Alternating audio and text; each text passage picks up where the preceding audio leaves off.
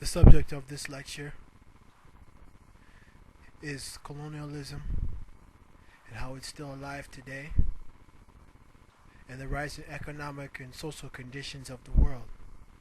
The title of this lecture is The World as We Know It. If I had a subtitle for this title, it would be Time to Walk Down the Ugly Road. Time to walk the ugly path, the darkness, the ugliness. That would be my subtitle.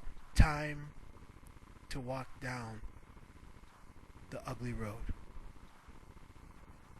But before I continue, or before I go on, I want to explain a few things to you. You're going to hear me say a few words that are not commonly used today. A few words, a few phrases. I want to explain them to you first. One phrase that you're always going to hear me say is the Americas, or American. When I say America, I don't mean the United States. I mean all of the Americas, from the top of Canada to the tip of Argentina. Another phrase that you will hear me say is European American. You won't hear me say Caucasian or white man and his gun. No. You're going to hear me say European American. And the reason for that is the simple fact that any person in the Americas today that identifies themselves as white is nothing more than the descendant of an immigrant that moved to the Americas long ago. Notice the emphasis on the word immigrant. The same people trying to leave from Europe to avoid World War I or World War II or the starvation in the 1840s. You see? Another phrase you may hear me say is Mesopotamia. When I say that, I'm talking about the Middle East. Another phrase you will hear me say is Moreno, or native of the land. And the reason why I say Moreno or native of the land is because I refuse to say Hispanic or Latino, for which reasons I will explain in further lectures to come. So let us go on to the lecture, The World as We Know It. To understand the world today, how it was shaped, how it was forged, you have to understand 530 years of history. You have to understand events that have taken place in the past that have forged the world in which we men now live. And to understand that, you have to understand colonialism. An example of this would be Angola, the Philippines, former Portuguese colonies, India, Jamaica, Guyana, Australia, South Africa, former British, Algeria, Tanzania, Libya, Haiti, former Vietnam even, former French colonies.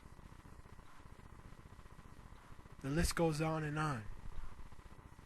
I didn't even mention South or Central America. And you see,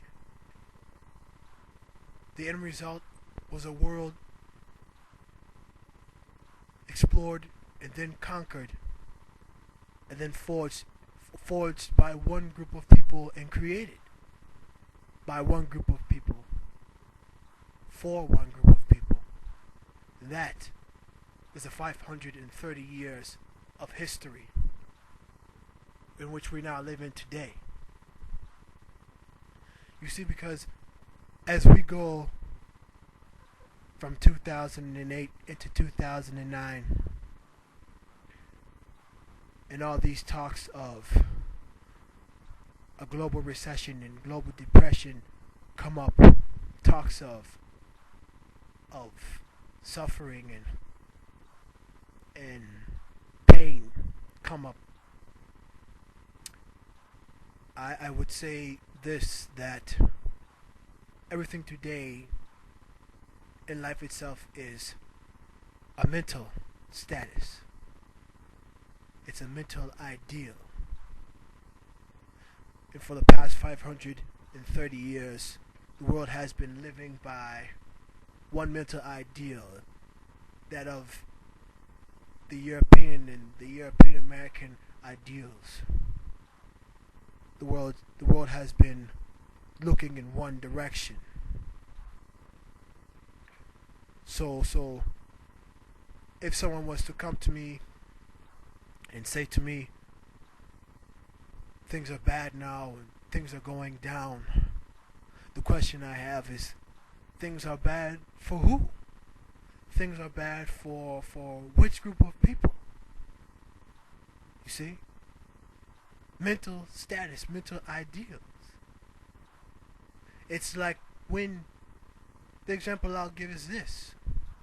Have any of you ever watched birds when they feed or they're eating the seeds on a farm? When one flies up, all of a sudden the rest follow.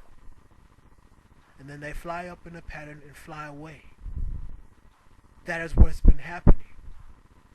It is European ideals that have been spread and put out in the rest of the world. And we've all been looking in the same direction. So when someone says to me, things are bad and people are beginning to suffer and there's a recession and a depression on the way, I say to them, my friend, things are bad for who? For those of you that view the world and see the world and through the eyes of those who have conquered the world for the past 530 years, or through the eyes of those who, the rest of us that live in this world.